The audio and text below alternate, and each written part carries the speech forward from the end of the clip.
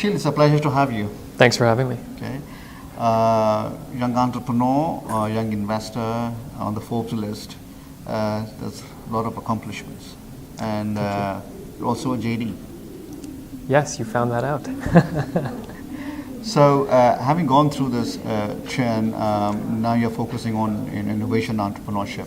So, I wanted to learn from you, how you look at the emerging landscape, not just in the US, but in the emerging economies. Yeah, I firmly believe that the next Mark Zuckerberg, he or she could come from anywhere.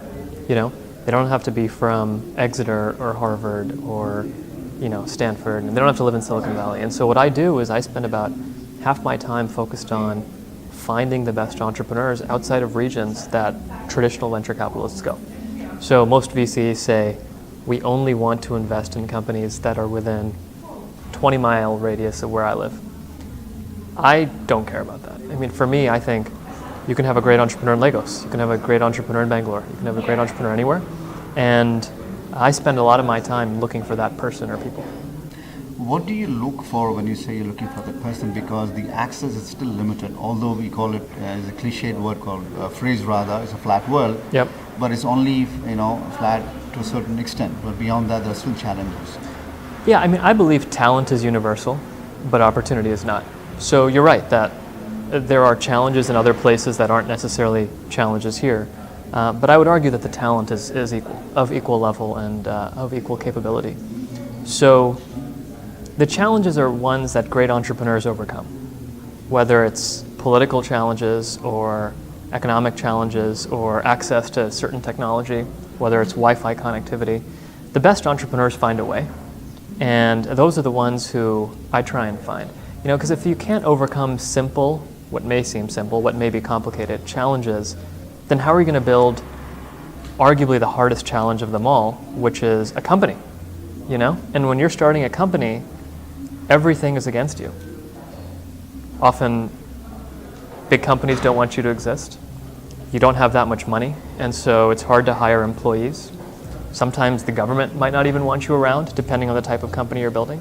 So, in some ways, being able to traverse those challenges, those smaller challenges, is a good indicator of whether you're going to succeed in the long term. For a similar company, whether you look at here in Silicon Valley or take a second-tier city in India, the challenges are very different for starting a similar company. Mm-hmm. So you have to take some resources and to help those entrepreneurs in the emerging economy, be it in Peru or India or anywhere else. What are your suggestions, like a sandbox kind of a strategy for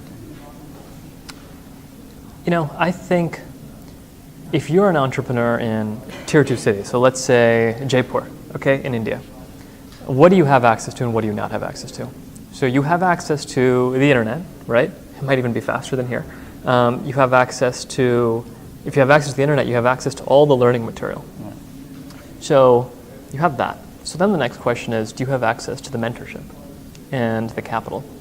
And I would say those are the two things that are in abundance in places like Silicon Valley, but are still in limited quantities in those types of places. So I think it requires a concerted effort from investors, CEOs, executives, folks who have had some success in whatever their field is, to go recognize that there is opportunity here, there is money to be made here, and I'm going to spend some of my time to go and find these entrepreneurs. And I don't think it's a noble thing, and I don't think it's a philanthropic thing. I mean, they should do this because they're going to make a lot of money, and if they don't do it, somebody else will do it. And I think that recognition is happening more and more. I'm on the board of a company in Africa, and it was one of the first tech companies that was funded in quantity in Nigeria. And initially, it was very hard to get investors because everybody was like, can you really build a big company in Africa? And now, as they've started to prove a little bit of success, and as a couple of US investors have taken that bet, the last round of funding was 3 times oversubscribed. Wow. All from US, European, Asian investors. So as a couple folks take that risk and then get rewarded for that risk, the followers will come. And once the followers come, then that ecosystem is built. Is the investment there because they see a scale in the country of origin where these entrepreneurs are, or because there's a worldwide application for this product? or service? I think both. I mean, I've invested in a couple companies. I think some companies have call it international use case focused on a particular region. So a good example of that is I invested in a company called Flutterwave. Flutterwave is trying to build the PayPal of Africa, okay, or the Stripe of Africa, or the First Data of Africa. The interesting thing is, because they're so early to the market, you have the opportunity to build, in some sense, many companies that are each individual companies here in the U.S. So in that case, they're applying a tried and true model there to the continent. Another example is a global company that is called Andela, and they train students in computer science. And we find the smartest technology leaders in Africa. It can be globally applicable, and companies all over the world hire Andela fellows as developers, remote developers. So in that sense, it's a global company. The customers are companies like Microsoft or Udacity, companies that are based here.